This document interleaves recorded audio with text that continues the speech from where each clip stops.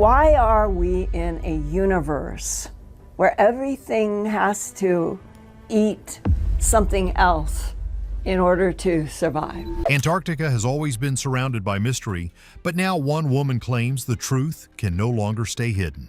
For decades, Moulton Howe listened to disturbing accounts from military insiders, researchers, and witnesses who say something unusual was discovered beneath the ice. According to her, some of those stories were never meant to reach the public. But after years of silence, she now says it's time to tell the truth. So, what was really seen in Antarctica, and why has it remained hidden for so long? Join us as we uncover one of the continent's most chilling mysteries.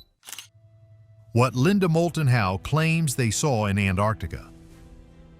If you've spent any time going down the Antarctica rabbit hole online, you've probably come across the name Moulton Howe. Most people assume she's just another voice pushing fringe theories on the internet. She is not. She's an Emmy Award-winning television producer and investigative journalist who graduated from the University of Colorado and spent years working for mainstream outlets covering environmental science and biological mysteries. She built a serious career long before she started chasing stories that those same networks refused to broadcast. Her platform, Earth Files, became the central archive for what she describes as one of the most consequential investigations of her life. And what she uncovered over those decades is the kind of thing that's very hard to dismiss once you sit with the details. So keep watching, because this story goes much deeper than most people realize. For decades, she quietly collected classified military testimony about things people claim to have found buried under the Antarctic ice. She didn't release everything at once. She held on to parts of it for years, waiting for sources to give her permission, waiting for others to pass away, and waiting for what she described as the right moment to bring the full weight of it forward. By her own account, many of the men who trusted her with their stories are already gone. Some of them died before her investigation was ever made fully public. She has described herself as the last living person who knows what they saw and what they were ordered to forget. The most well-known account in her collection involves a retired United States Navy flight engineer she refers to only as Brian. According to Howe, Brian spent years assigned to Operation Deep Freeze, the ongoing American military support mission to Antarctica that has been running continuously since 1955. He flew aboard LC-130 Hercules aircraft, massive planes fitted with ski landing gear built specifically to set down on snow and ice at remote locations across the continent. Brian told Howe that during his years of service in the late 1970s and early 1980s, he witnessed things from the cockpit that he was immediately ordered never to discuss. He described enormous dark openings in the ice near the Transantarctic Mountains, not natural crevasses, not volcanic features. He described them as perfectly geometric, as though the ice had been deliberately removed rather than broken or worn down by natural forces.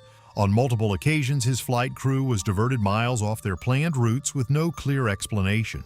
Air traffic control always gave the same kind of routine-sounding reason about magnetic anomalies or atmospheric disturbances.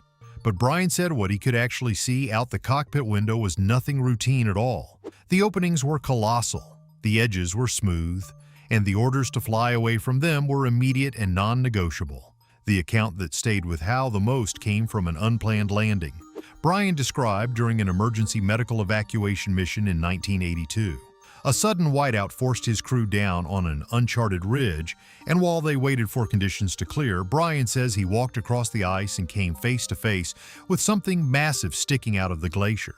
He described it as dark, metallic-looking, and built with perfectly straight lines and sharp right angles. Not jagged like volcanic rock, not uneven like granite. It was flat and uniform. He stood in front of it in freezing winds and said he had no explanation for what he was looking at, only that it had clearly not been formed by anything natural he had ever been trained to recognize. When the crew returned to McMurdo Station, Brian says the aircraft's flight logs were immediately confiscated by plainclothes. Intelligence officers. The crew was separated and placed into isolated briefing rooms, and every member was forced to sign a non-disclosure agreement under the threat of military court-martial and permanent loss of their pension. The last instruction Brian remembered was simple. This flight never happened, and you saw nothing. He honored that silence for nearly 20 years before finally approaching Howe with his testimony. Now it's worth being straight about something here. Brian's identity has never been publicly confirmed. His service records and the full details of his testimony remain inside Howe's private archive, and no independent journalist has ever verified his account through a separate source. Everything described above came from one anonymous individual talking to one journalist under strict confidentiality. That doesn't automatically make the account false, but it means it cannot be treated as confirmed fact. The story carries weight because it's detailed and internally consistent. But detail and consistency are not the same thing as verified truth. The second major piece of testimony Howe released came in January 2019, when she published a video interview with a man she called Spartan One. His face was hidden and his voice was altered throughout the recording. Howe stated she had verified his military service through documentation he personally provided, confirming he had served as a United States Navy SEAL from 1984 to 2004 and retired at the rank of commander. For decades, government and military insiders have shared their extraterrestrial encounters with Linda Moulton Howe. Spartan One claimed that in 2003 he was part of a special operations team sent to investigate a structure detected by ground-penetrating radar near the Beardmore Glacier, roughly 93 miles from McMurdo Station. He described the structure as perfectly octagonal and said it extended deep beneath the surface of the ice. He claimed he physically entered it and walked through long corridors lined with geometric symbols and carvings he described as a mathematically structured language unlike anything in known human history. He said the walls were not made of rock or ice. He said the air temperature inside was noticeably warmer than the surrounding glacier. And he said the team was extracted and told that nothing they had witnessed was ever to leave classified channels. Again, this is the personal testimony of an anonymous individual whose supporting documents were reviewed only by Howe herself. No independently verified evidence of this mission, this structure, or this person's confirmed identity has ever been released publicly. Whether these accounts describe real events, distorted memories, deliberate fabrications, or something else entirely is a question nobody can honestly answer from what's currently available. What keeps people coming back to this story isn't just the testimony itself. It's the fact that real verified science has already confirmed that the Antarctic underworld is far stranger than most people ever imagined. And the scientific record is where things get truly difficult to explain. Stay with us as we get into what researchers have actually confirmed is sitting beneath that ice, because some of it is every bit as strange as anything in the testimony. The real science, beneath the ice, and what researchers actually found. While Linda Moulton Howe was building her archive of anonymous testimonies, mainstream science was quietly making its own extraordinary discoveries beneath the Antarctic ice. Some of them are genuinely hard to believe, not because they're unverified rumors, but because they're thoroughly documented, peer-reviewed, and published in scientific journals that anyone can read. The technology at the center of both the whistleblower claims and the actual scientific work is called ice-penetrating radar, sometimes referred to as radio echo sounding. The way it works is fairly straightforward. Aircraft fly over the ice and fire powerful electromagnetic pulses straight down through the surface. Those pulses travel through the ice and bounce back when they hit a boundary between different materials, like the transition from solid ice to liquid water, or from ice to bedrock. The returning signals get processed into detailed cross-sectional images of whatever lies below, essentially allowing scientists to strip away the ice digitally and map the hidden landscape underneath. This technology has been in serious operational use since the 1960s and 1970s, and what it keeps revealing surprises even the scientists running the instruments. What strikes most researchers is how consistently the data shows that Antarctica's buried terrain is nothing like the flat, frozen plain people imagine. Beneath the ice, there are hidden mountain ranges, buried valleys, sealed lakes, and ancient river channels that predate human civilization by millions of years. The ice above is essentially just a lid sitting over something far older and far more complex than anything visible from the surface. The single most dramatic confirmed discovery in Antarctic subglacial science is Lake Vostok. It sits beneath Russia's Vostok Station in East Antarctica, buried under approximately 2.5 miles of solid ice. It is the largest subglacial lake in the world by a significant margin, stretching more than 150 miles long and roughly 31 miles wide, holding an estimated 1,300 cubic miles of fresh water. Scientists believe the ice above it has been sitting in place for somewhere between 15 and 25 million years, meaning the lake has been completely sealed off from the outside world for longer than most species currently alive on Earth have even existed. It stays liquid because geothermal heat rising from the Earth's interior keeps the water from freezing at the base of the ice sheet. Think about what that actually means. There is a lake the size of Lake Ontario sitting in total darkness, 2.5 miles underground, sealed under ice that hasn't moved in millions of years, kept liquid by heat from the planet's interior, and never once touched by sunlight, wind, or any form of surface life. That is not a conspiracy theory. That is established science. The lake was confirmed in the mid-1990s through seismic surveys and radar data, and Russian scientists physically reached it in February 2012 after more than 2 decades of drilling. When the drill finally punched through the last meters of ice, water under enormous pressure shot up the borehole and froze instantly. The Russians returned the following season to retrieve their sample. It was the first time in human history that anyone had ever physically reached a subglacial lake. Lake Vostok is not an isolated case. Scientists have now identified nearly 400 subglacial lakes beneath the Antarctic ice sheet, scattered across the continent in a network that researchers are still working to fully understand. In 2006, glaciologists published findings in the journal Nature showing that many of these lakes are at least temporarily connected to one another through underground drainage systems. They found evidence of large volumes of water moving suddenly between lakes through subsurface channels, driven by pressure differences that build gradually and then release all at once. In some cases, those underground water movements are large enough to temporarily alter the speed and direction of glaciers flowing above them on the surface. In 2016, radar surveys in Princess Elizabeth Land identified what appeared to be another enormous hidden lake, roughly 87 miles long and 12 miles wide, sitting beneath ice in an area previously considered geologically unremarkable. The data has been published and treated as credible by the scientific community, though physical confirmation through drilling still hasn't happened. The hidden plumbing system operating beneath miles of Antarctic ice is one of the most remarkable undiscovered environments on the planet, and researchers are still mapping it year by year. Then there's the Wilkes Land magnetic anomaly, which adds an entirely different layer to everything. First reported between 1959 and 1960 and studied continuously ever since. This anomaly sits beneath the ice in East Antarctica and measures roughly 510 kilometers in diameter, making it the largest crustal magnetic anomaly on the entire continent. Endless white desert of Antarctica and untold secrets beneath its frozen surface. The Wilkes Land anomaly is an ancient asteroid impact site. Scientists named this perplexing phenomenon the Wilkes Land anomaly. Scientists have proposed multiple explanations over the decades: volcanic structures, ancient igneous intrusions, sedimentary basins, tectonic activity.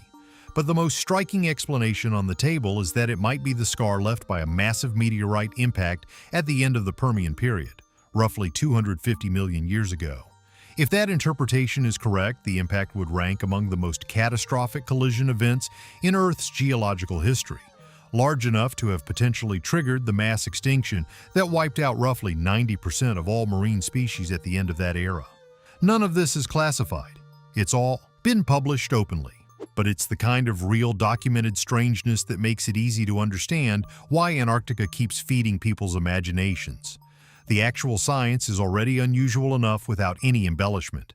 Antarctica's deeper geological past adds one more piece to why the continent holds such a grip on people. Core samples taken from the ice and from exposed rock formations near the continent's edges have confirmed beyond scientific doubt that Antarctica was once a temperate landmass covered in dense subtropical forests, river systems, and abundant wildlife. Continental drift and massive climate shifts over millions of years transformed it entirely into the frozen wilderness it is today. But the landscape buried under the current ice sheet is not blank or featureless. It contains mountain ranges taller than the Alps, deep valleys, ancient lake beds, and river channels that predate the ice by millions of years. The ghost of a completely different world is down there. Science has already confirmed that much. Now that you know what research has actually uncovered, it's time to look at the military side of the story. Because Operation High Jump, the largest expedition ever sent to Antarctica, raises questions that are still worth asking today. Operation High Jump, the cover-up claims, and what the record actually shows. Antarctica is often seen as just a frozen wilderness at the bottom of the world.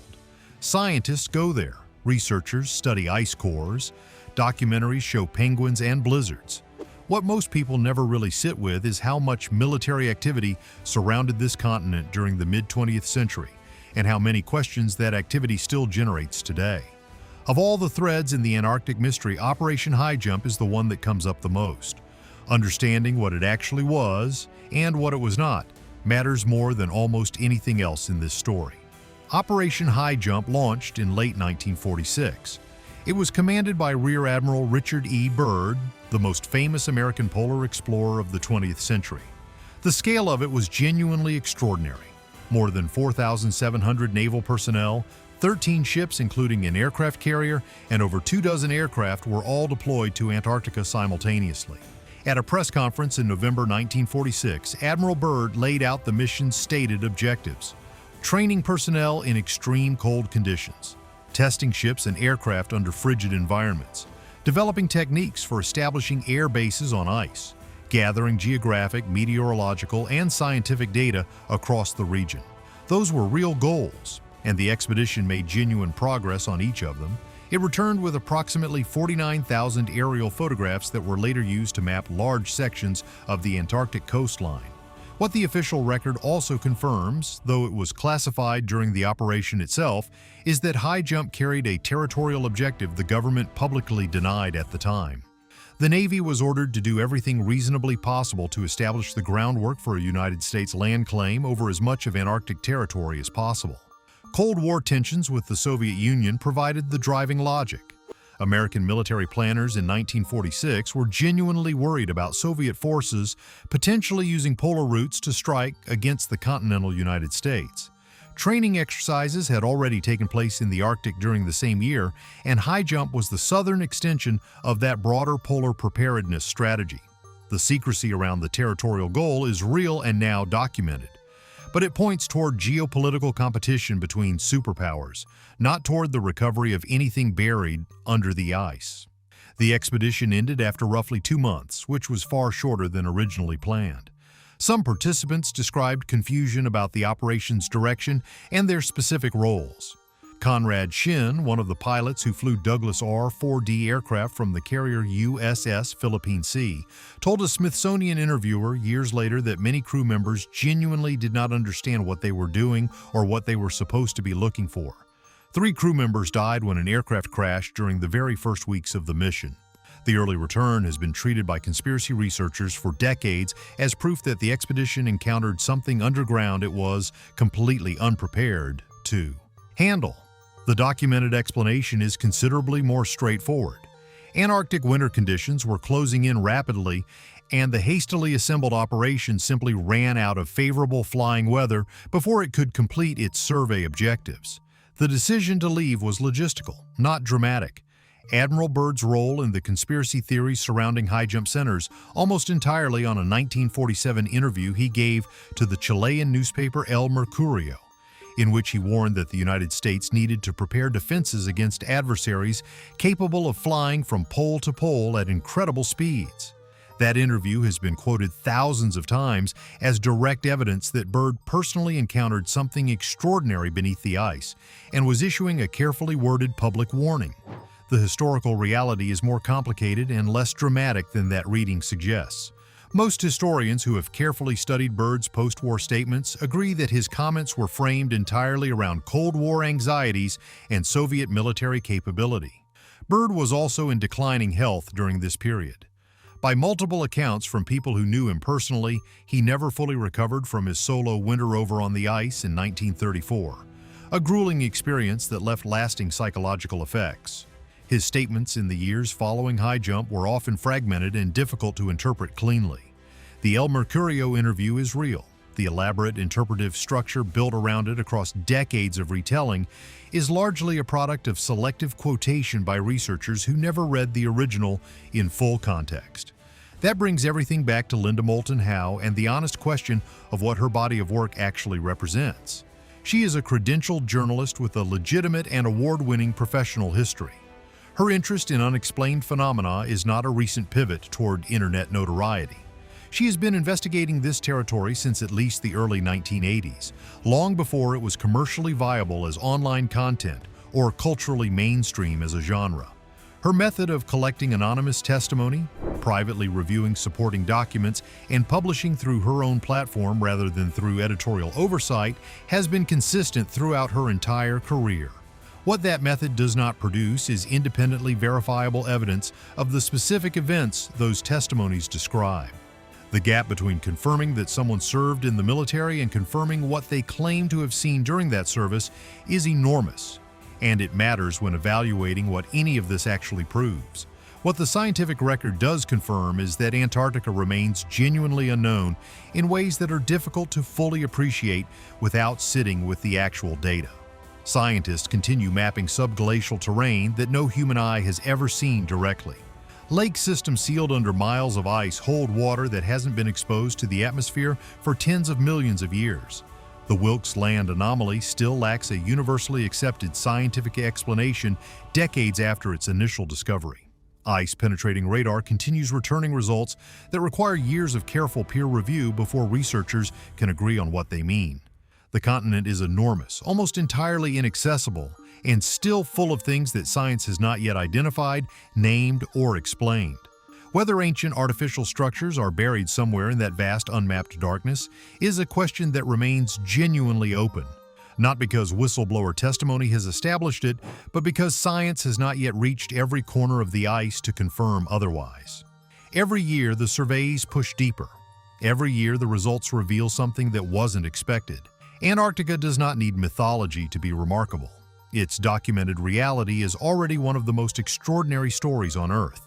The honest answer to what is down there is simply that nobody yet knows the full picture. And for now, the ice is keeping its secrets.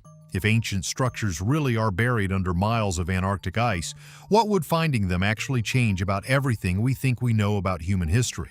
Drop your thoughts in the comment section below. If you enjoyed watching this video, make sure to like, share, and subscribe to our channel for more. Also, click the next video shown on your screen. You will enjoy it.